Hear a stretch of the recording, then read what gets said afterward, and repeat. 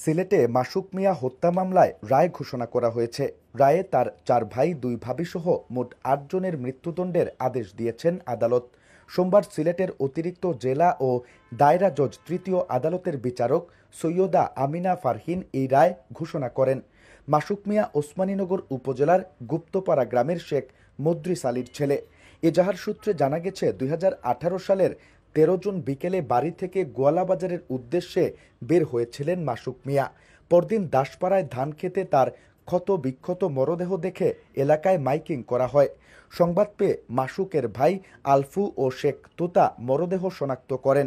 পরে আলফু মিয়া বাদী হয়ে অজ্ঞাতনামাদের আসামি করে থানায় মামলা দায়ের করেন। তবে মামলার তদন্ত করতে গিয়ে সন্দেহ হয় ওসমানীনগর থানার তৎকালীন পরিদর্শক SM মঈনুদ্দিনের।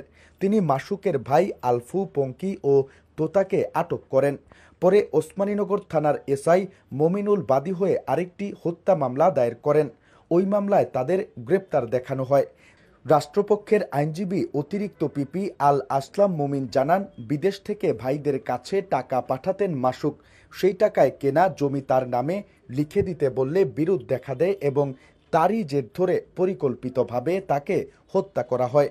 মৃত্যুদণ্ড প্রাপ্তরা হলেন মাসুকের 4 ভাই শেখ আলফু মিয়া, শেখ পঙ্কি মিয়া, শেখ তুতা মিয়া, শেখ আব্দুর রউফ ওরফে লেবু মিয়া, ভাতৃবধূ শেখ পঙ্কি মিয়ার স্ত্রী লাভলি বেগম, লেবু মিয়ার স্ত্রী শেখ আনোয়ারা বেগম এবং একই গ্রামের মৃত আকলাস আলীর ছেলে ফকর উদ্দিন ওরফে আহর ও একই গ্রামের মৃত আকলাস আলীর ছেলে ফকর উদ্দিন ওরফে অহর ও গ্রামতলা দাসপাড়া গ্রামের আলাউদ্দিনের ছেলে হেলাল উদ্দিন ওরফে দীপু মিয়া। তাদের মধ্যে দীপু মিয়া ছাড়া সবাই রায় ঘোষণাকালে উপস্থিত ছিলেন। রায় ঘোষণার বিষয়টি নিশ্চিত করেছেন আদালতের বেঞ্চ সহকারী মোহাম্মদ সোহেল রানা।